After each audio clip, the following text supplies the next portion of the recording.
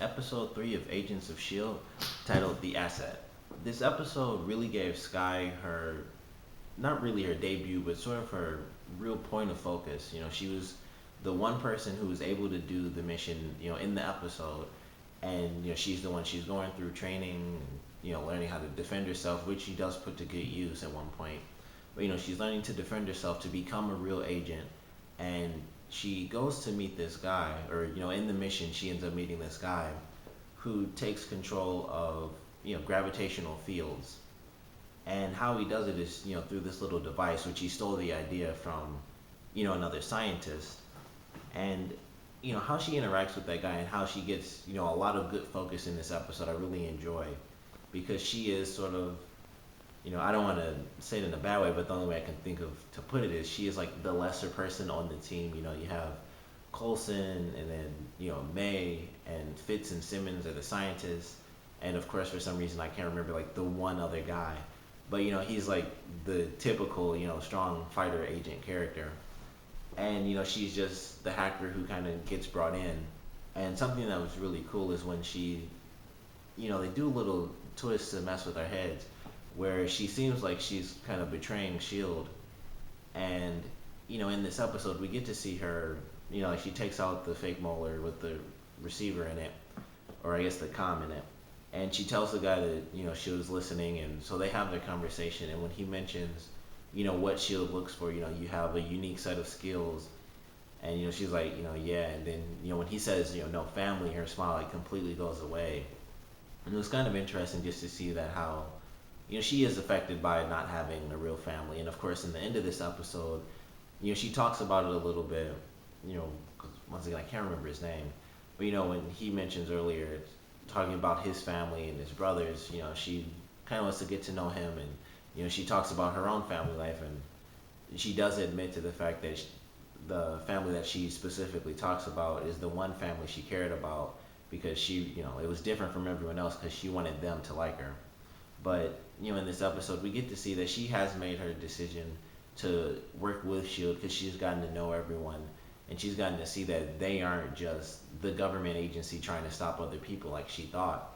And maybe she is still working, doing her whole deal with the rising tide, because working for the one guy specifically is completely different than her working, with her own organization. So she could have said that to him and made that decision, not to work with this guy who is actually doing something that would actually kill a lot of people.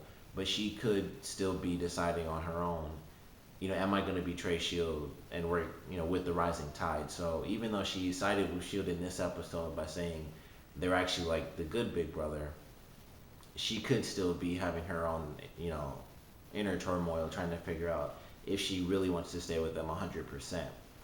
Something else we got in this episode that I really enjoy were the little hints about, Coulson not being Coulson.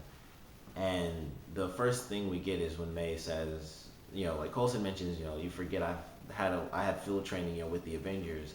And when he walks away, she says that, and you died. I thought that was a really cool line because, like her character is so calm, and it seemed more factual than emotional, which I actually enjoyed. I thought it was kind of cool for her character because you could obviously tell, they are pretty close, but she's just, kind of that stone face type character, and that's just her. So she's affected by it, but she kept a very calm face and was just, you died too. And obviously she couldn't say that to him because no one can actually let him know that he's not really himself. And it just leads more and more into the fact that he is a clone. And the other portion being, when he steals the gun and he tries to pop the one bullet out of the chamber, he can't do it. And I love how they did it in the first scene, and the guy takes the gun from him and just tosses it at the field, and it evaporates pretty much.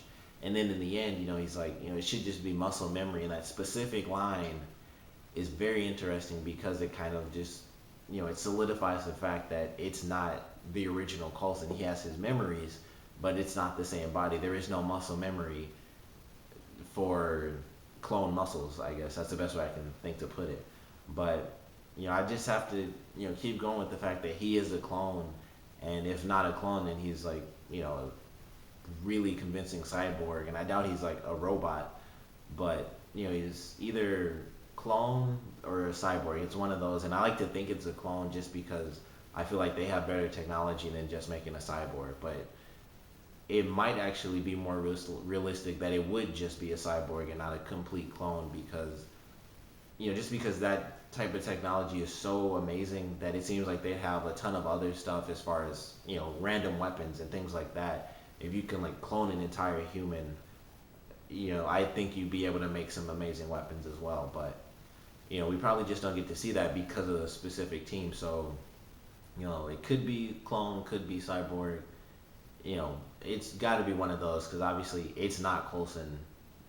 From the Avengers, he is dead, and this is just his replacement with all his memories. So, however they reveal it to him that it's not him, that'll be an amazing episode. But obviously, they won't give us that for a long time. They'll just keep us guessing for probably until like the season finale or something like that, like the last couple of episodes. But they're dropping the little hints, and I really enjoyed it. I thought it was just really interesting because it just fuels the ideas that we can come up with on our own and make up the story. But they were great little hints, and they just fit in well because it also made for funny moments. Like I said, when he was trying to do it the first time, and the gun, he just picks up the gun and just like tosses it. I thought that was a really funny scene, and it just fits in with his character because it leads to just good dialogue when characters like May herself, when she was not really on her own, but she was obviously far enough away from him to say it. It just makes good dialogue for characters, even if it's just a simple line like that. And it kind of led into their little conversation at the end when he's talking about it. And she mentioned she does want to be back in the field. And when he says, is it because you're fighting for the cause or because you're watching my back? She says it's the same thing. And to me personally, it seemed like it's because she really is worried about him because she mentions you're making a habit of close calls, and he had a permanent call really, so she doesn't kind of want to have to deal with him dying again and just being cloned because even though you could have the same person over and over again, when they died and it's not them anymore, it changes it changes your aspect. It's not like this person I'm looking at, it's a clone of this person, and I can't talk to them about how they died and how I've dealt with all this crazy stuff because of their death. So it's cool that she's going to be in the hopefully in the next episode because as we got to see in previous episodes little drops, she is an amazing fighter, and she's obviously called the Cavalry for a reason. So it'll be great to see her just like go all out and actually fight people. I don't know if she'll use guns because as I mentioned before, she talks about how she doesn't, but it'll be cool. Whatever she does, it'll be amazing because she's just really cool. So I'm excited for next week because of that, and I'm just excited for more dialogue from them because obviously her and Coulson do have a connection, being the veteran members of Shield. So Coulson's going to be talking, and she'll kind of do the exact opposite of that. So it should make good moments in next week's episode, and I'm definitely excited to see it. But more so the action from her because the choreography in this show I think is just great. Like every time there's a fight, they have accurate moves because these are all human people fighting. It's never, or at least so far, they haven't really had superhumans actually fighting each other. Episode one, the people had super strength, but he wasn't actually fighting anyone. They were just kind of talking with him, and then every other human they had to fight. And the same for this episode. Regular action. They were humans fighting humans. So it's cool to see that actual close quarters combat, and it's just really cool to see because it's just well choreographed, and there's always something fancy happening. He's like knocking people into the water. In this episode, on like stone steps and stuff, and it was just a cool little location, and it's just well choreographed. And in the previous episode, they're fighting on a plane while it's got like a giant hole in it. It's just well choreographed stuff, and it looks really cool. So I'm really excited to see just how crazy they make the episode with May in it because she's like the best fighter on the team. But other than that, we had Fitz and Simmons, who were kind of connected to the doctor that was kidnapped. I feel like they got a lot more development in this episode. It wasn't really too much development. It was mostly just them, being them. But I feel like they got more of a spotlight, and it was just, they had a lot of funny lines to me. When Skye like first lost the signal, and then they found out, or before she lost the signal, and they thought she was busted, and then she kind of flipped it around by saying Shield was listening. They didn't know that, and then I can't. I want to say Simmons is the boy, but when they're like, how did she flip things around? He's just like, maybe she used her, and he has his hands just in the air, and they just look at him, and it was really funny because I thought he was just gonna like say nothing, but he like fumbled for words and still ended up just saying boobs at the end, and I thought that was just really funny because he's like boobs and just still ended up saying it. So I thought that was actually a lot funnier than him just like fumbling and saying nothing because he actually said what he was trying not to say anyway. And their connection to the doctor, it kind of showed more of their nerdiness, really how they just really appreciated the doctor because he was so much into science, and so that just made them love him more as a teacher. And in the beginning of the episode when they're talking about like early morning regiments and things like that, they list all this stuff. I couldn't possibly name any of it. I know something ended in dynamics. That's about all I caught from what they were saying, but it was just like completely scientific stuff because that's what they do.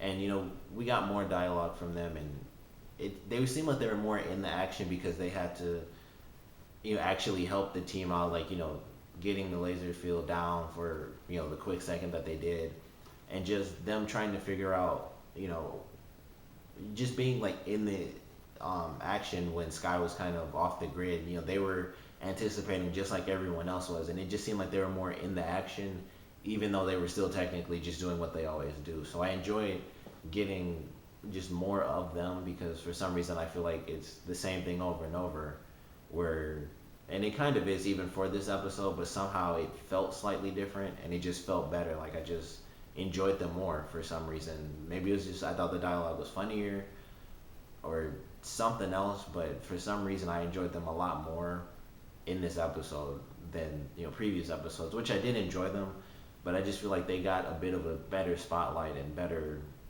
I don't know, just better scenes to me. I don't know. I wish I could explain it better than that, but I just can't because it just like feels like it was better than other episodes. But overall, I thought the episode was pretty well done. And one of my favorite things, like I said, Skye deciding that Shield is actually a good, agency or good government agency, but she could still be deciding whether or not it's better than the Rising Tide, which she was initially a part of. And obviously her getting closer to the other guy, was pretty obvious that that was going to happen, and he's training her to fight and stuff like that, so they're getting closer. And of course we'll see them kiss in like a couple of weeks, but just her spotlight I thought was really well deserved, just because she is the outcast of the team, and she doesn't have all the expert government skills. She just has personal street skills that she made up on her own, or at least acquired on her own. I can't say she made them up, but I just really enjoyed this episode overall. So comment below, let me know what you thought of the episode. Also, I guess before I forget, the doctor actually surviving at the end, I'm pretty sure he's going to be Gravitron at some point, and that is a super villain. For anyone who watched Earth's Mightiest Heroes, you know what I'm talking about from the like very first episode or first two episodes from that cartoon. But for anyone who doesn't, Graviton can control gravity, so he would be able to control things. In Earth's Mightiest Heroes, he was like actually like changing the form of stuff because he could pretty much control gravity, so he could crush it into any shape he wanted to, and he would like form things around his body as clothing. So I don't know if they'll have it like where it'll be that expansive as far as his control of gravity, or if it'll just be more like telepathy, where he can move things with his mind, or telekinesis. I mean, not telepathy. But either way, I'm pretty sure that was Gravitron, or he will be Gravitron in the future, and that'll be a really cool villain for the series, especially because he won't just be a Marvel villain in the show. He'll be a Marvel villain that was actually created from the show, and he'll have a bit of a vendetta against Coulson, who pretty much, killed him because, Coulson had to destroy the device, or not. Well, he didn't destroy it, but he had to at least calm it down so that it wouldn't kill everyone in the mansion. So the Doctor will have a vengeance or a vendetta against Coulson, and they're gonna have to figure out how to, fight against a superhero as a normal team, and maybe in that episode, wherever it is down the line, if it's in this season or next season, it'll be really cool to see how they get that done, and if they have to call in superheroes, to have that, to help them out and actually fight a super villain. So that'll be cool to see, and it was just a great hint at the end of this episode because I like that villain, even though I don't know much about him, just off of what I saw in the cartoon for Earth's Mightiest Heroes. He was an amazing villain, and I'm just excited to see how that plays out, in the TV show. But comment below, let me know what you thought of the episode. How do you think next week's episode is going to be like? If you missed the preview, they are going up against someone with superpowers in this episode. I don't know what her powers are, but they don't seem to be completely destructive. Whatever they are, I think they're more subtle based powers so that they do have a chance to actually beat her rather than just being wiped out. But comment below for the third time what you thought of this episode and what you think next week's episode might actually end up being like. And thanks for watching.